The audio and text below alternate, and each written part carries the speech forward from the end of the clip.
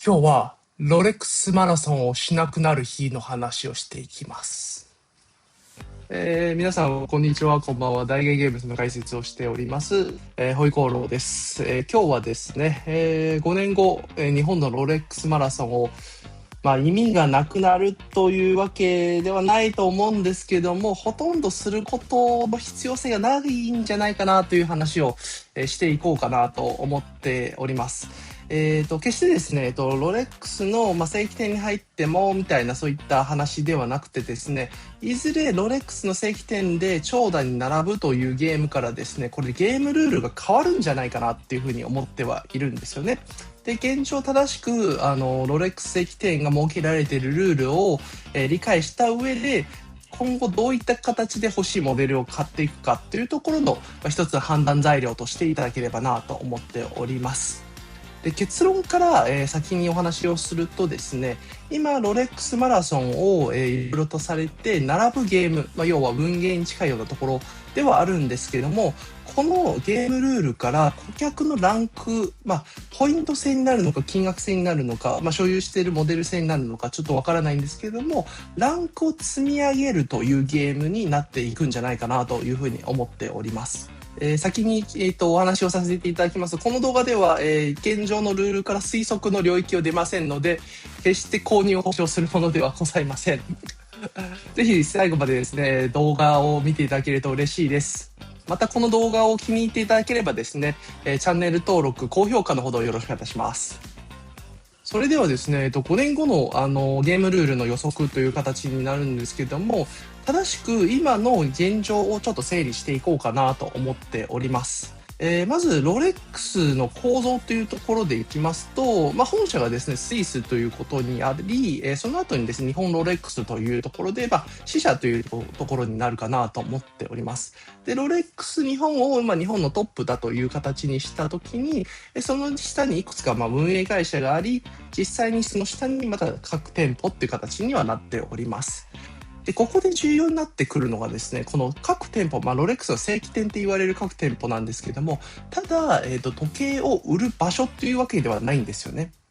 で、公式からも言われているのは、公式販売店っていうところでいくと、品質販売サービスの厳格基準に沿って、担保するっていうようなお話をもらっていますので、そこに関しては、ブランド価値を守る最前線だというふうに思ってはいるんですよ。なので、ここの正規店ルールっていうのを正しく理解した上で、まず振り返っていきたいなと思っております。日本ではですね、2024年頃だったかなというふうに思ってはいるんですけど、ルール変更がすごく激しくなってきましたよねっていうふうに思っていて、で、一部店舗でウェブ予約が始まったりっていうところと、購入するモデルの制限だったりとか、制度だったりっていうのは大掛かりな変更がありましたと。これを踏まえて認定中古というところでも導入されています。で、これ一見バラバラっていう形で、どんどん変わってるんですけども、何かの、目的に沿ってこれがどんどん整備されているんじゃないかなっていうふうに私は捉えてはいるんですよね。で、これがですね、決して、転売対策ではないような気がするんですよ。私にとって。で、転売は正直言うと、好き勝手やってくださいっていうふうに僕は思っていて、ただ一ロレックスファンとしては、長く使ってこれ楽しむっていう大前提になりますっていうふうに思っていると同時に、新しい時計を正規店で買うときに、どうしても手放さなきゃいけないっていう状況は出てくると思いますので、そういった時にはですね、積極的に手放して新しいものを購入していきましょうというのが私のスタンスです。で、結果的にはロレックスとしてもそういった長期的になり得るお客さんを育てることによってブランドの存続あるいはその時計の価値の存続に貢献していると思うんですよね。なので私はあくまでも今回のルール整備っていうのは転売屋対策というよりかはよりロレックスの将来的に長期に見た時の一つの戦略だというふうに思っています。それが、実際の購入ルール、攻略のルール、あるいはゲームルールの、改定っていうふうに思っております。で、ここからはですね、ちょっと非公式な情報っていうところになるんですけども、一部の、話だと、ロレックスを買う前にチューダーをっていうような話が、出ているというところなんですよね。これが新しい、どうなんでしょうっていうところには思うんですけども、ヨーロッパとか他の、中国もそうだったんですけど、抱き合わせっていう形で、数本、チューダー買って、1本いいものあげるよっていうようなそういった話を、日本の一部のところで実施されているかっていうところは噂話になるので、一つとしては今後の、参考情報として非公式情報という枠で入れていきたいと思っております。でもう一つがですね、一部、優遇客っていう形になるかなと思ってはいて、常連さんだったりとか、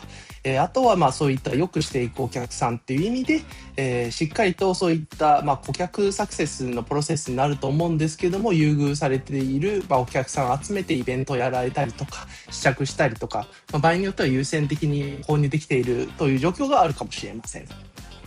彼らの狙いについてっていうところで、まず私個人的な観点でいくと、ロレックスの本部の目線に立ってこの問題を見ていきたいなと思ってはいるんですよね。本部なんでスイスという目線で日本のマーケットを見ていくところをちょっと一回整理したいなと思っています。まずロレックス自体の生産量っていうところでいくと、大体言われているのが100万本から115万20万本前後っていうところになるんですけども、これって時計のマーケットの中でマーケットシェアナンバーワンですと。しかもこれだけ作っているっていうことになりますので、大量生産をしている状況だと思ってはいるんですよね。その中でロレックス本部の観点からすると、この時計っていうのは毎年きっちりと110万本の時計を売り切るっていうのが基本目標になってくると思うんですよ。その上で乗っかってくるのが5年先10年先のブランド価値をどう守るかで、高めるのか、どうやって続けていくのかっていうところが彼らの最終的な目標になってくると思うんですよね。でこれをより言語化したものっていうところで言ったら、常に供給よりも需要が上回ってるっていう状態を作らなきゃいけないっていうことになるんですよ。これを企業マーケティング的に考えていくと、もちろん生産を上げながらそこの企業価っていうところ、ブランド価値を高めていくことによって常にその在庫を抱えない状態で売り切っていくっていうことを作り出したいというふうに思ってはいるんですよね。ただここに大きな問題が2つ発生するんですよね。1つ目は時計っていうこともあるんで、モデルの集中っていうのが偏りとして出てくるんですよね。例えば我々がよく例に出している、デートナだったり GMT だったりっていうところは、俗に優集中しているモデルですと、また別で、提案されて一回スルーパスをしてしまうっていうところで言うと、追いパペだったりデイジャストだったりっていうことがよくあるかなと思っています。これが続くことによって110万本全てを売り切るっていうことができなくなってしまうんですよね。でそうなってくるとロレックスにとっても死活問題っていう形になってきますので、大前提全ての時計を売り切りたいっていうのが彼らとして、出てきます。で2つ目はですね、既存顧客のフォローと新規顧客の獲得って形になるんですよね。ブランドを支えてくれる、太客って言われるようなところで、有料顧客っていうふうにも言われるんですけども、こういったお客さんに対してのフォローだったりとか、あるいは初めて来てくれるお客さん、将来的にそういう有料顧客、太客っていうふうになるような、そういうお客さんっていうところで、これって乖離的な問題になってくるんですよね。というのが、例えば私が店員でデートナーを持ってますってなった時に、目先のものを求めに行ったら太客にどうしてもこのデートナーを渡したい。すぐ買ってくれるから。で、逆に新規顧客になってくると、将来的に私もなりたいからこのデートナーも渡してあげたい。だけど、そこに対してどうしても目先の数字だったり110万円だったり、あるいは日本だと購入制限かかってくるっていう風になってきたら、太客を優先せざるを得ないような状況になってくると思うんですよね。でそれが顕著に現れているのが欧米のロレックス市場っていう形で、明確にお客さんがランク分けされ、ウェイティングリストみたいなものもあれば、いろんな形をとってはいるんですけれども、結果的に入荷した状況と、それに対して渡すお客さんっていうのはどうしても有料顧客を中心に人気モデルが分けられるというような状況になります。反面新規顧客に対しては、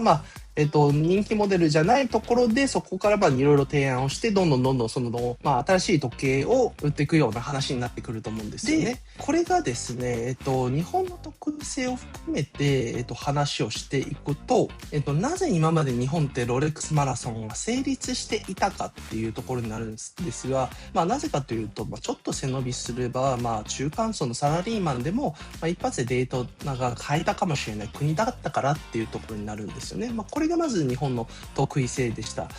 でも、直近見ていくと、尋常じゃないレア上げラッシュじゃないですか。で、個人的に、10年後、20年後まではちょっと遠い予測になるんですけども、そんなに中間で買えるようなものにならないっていうふうに僕は思ってはいるんですよね。で、結果的に、今の値上げをどんどん続けていくことによって、もうメインターゲットが裕福層が、やっと背伸びして買える時計っていう形になっていくと思いますので、その中で、ブランド価値の保護だったり高めていくっていうところで言ったら、もうルールを変えざるを得ないっていうところにもなってきているんですよね。で、おそらく5年後の日本はもうこうなってますっていうところで、使った金額は分からないですよ。1000万なのか2000万なのか3000万なのか。で、買ったモデルの経歴によって顧客のランクがめちゃくちゃ分かれると思います。で、これが、統一的に言ったら多分ロレックスの日本支社が、全部管理しているっていう形になると思います。ベースに、お客さんが持っている、持っていないモデルだったりっていうところで、裏でいろいろと話し合いながら、提案してもらいながら購入をしていくっていうような形になります。つまりは初心者も初めて買おうと思った人たちはもう初心者用のモデルしか勧められないっていうような形になると思うんですよね。ただですね、ここに、一つだけ可能性があるのはですね、今よく我々がなぜじゃあマラソンをしているかっていうところで言ったら、一発デート狙ってる方は多いじゃないですか。欲しいしかっこいいと思ってはいるんで、これをやらないっていうことはないと思うんですよ。で、これはですね、あくまでも夢を持たせるための夢作りだと思ってはいて、ごく稀に本当にありえないけれども 0.1% ぐらいの可能性で実店舗行ってその日で話をしてデートナが出ましたっていう状況が続くと思います。ただそれが今までだったら例えば 1% だったのが 0.1% だったり 0.01% になったりっていうことになりますので、ほぼほぼもう夢みたいな話になってくるんですよね。で、ブランドの価値の保護っていう話をさせていただいたんですけども、ここに対して、出てくるのがですね、認定中古の話なんですよね。この認定中古の本当の狙いって何なんだろうかっていうところで、多分皆さんも多分分かってる話だと思ってお話しさせていただくんですけども、皆さんがロレックスを買うあるいは期待することってもちろんかっこいいつけていいっていうところと、それ以上にプレミアム相場っていうところも非常に気にすると思っています。で、このプレミアム相場が今後どういう風になっていくかっていうのはこれまで明確な基準はなかったんですよね。例えば以前の動画で我々がお話しさせていただいている、香港が時計も集まるしグローバル的にも見られる場所になるので、そこでの取引が一つ基準になりますっていうようなお話だったのが、そういった存在にロレックスはなっていくというのがまずこの認定中古になってきます。で、その問題はその後がどういう風になってくるかというと、人気モデルの価値っていうのがもしかしたらこのプレミアム価格によって操作される可能性も十分あるなという風に思ってはいるんですよね。つまりはブランド価値として大きく紐づいているロレックスの要素を解析していくと、このプレミアム価格は5割まではいかないと思うんですけども、3割4割ほどの可能性を大きく秘めていて、それを維持するためあるいはより自分たちの良いと思わせるような印象をうまく作り出していくということに使われる可能性があると思ってはいるんですよ。なので、結論から言うと今持ってるデートナ、GMT の人気モデルが、プレミアム価格っていう形になってはいるんですけども、将来的にはそれが変わる可能性っていうのは十分あります。しかもその変わる理由というのがですね、ロレックスが決めているっていうことになるんですよね。それではですね、今日の話を、まとめさせていただければなと思っております。まず一つ目はですね、認定中古について。これはですね、ブランド価値っていうところの保護の観点だ、あるいは高めていくという観点で、コントロールに入っているというのがロレックスのスタンスだと思います。で、2つ目、プレミアム価格を見た新顧客層がですね、新しくロレックス欲しいというやってくる、そういった仕組みをここで作り出していくというような形になります。で、3つ目、新規顧客というのはですね、プレミアム価格の低いモデルから、購入していくような、ルール作りが、裏でされているというところですね。で、4つ目、この、ルールに従ってどんどんランクアップすることによって好きな、モデルが買えるというふうになってきます。で、最後にですね、今頂点にいる、有料顧客っていうのはですね、皆さんが欲しいと言われているような、そういった、レア時計をどんどんこう買えるような、そんな状況になっていくんではないのかなと思っています。一応ですね、ちょっと仮でもしかしたらこういうルールになるんじゃないのかなっていうところで、30歳からロレックスに目覚めた、おそらく38歳ぐらいで、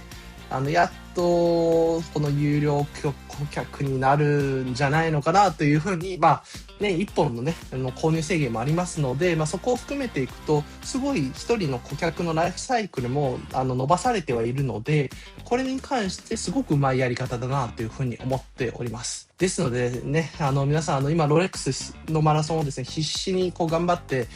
買えた方、あるいは予約できた方、まだ買えてませんっていう方がいっぱいいらっしゃると思うんですけれども、ぜひこれをですね、早めにこう購入していくということをお勧めいたします。またですね、皆さんのですね、こういった購入できたよとか、これに対しての質問があるよっていうところで、一応私メールアドレスもですね、チャンネルの紹介欄にですね、記載させていただきますので、ぜひメールをいただいて、私の方からですね、直接ご回答できればなというふうに考えております。それではですね、今日の動画は以上となります。気に入っていただければですね、チャンネル登録、また高評価をよろしくお願いいたします。また次の動画でお会いしましょう。バイバイ。本動画は市場分析、ドキュメンタリー、注意喚起を目的としたものです。偽物、コピー品の取得、利用、製造、販売、輸入、流通を推奨するものではありません。特定の購入方法、取引方法、連絡先、輸入方法は案内していません。内容には公開情報、現地情報、独自考察に基づく分析を含みます。個別の取引、法務、税務、心眼判断については必ず一時情報、関係法令、各取扱機関の最新情報をご確認ください。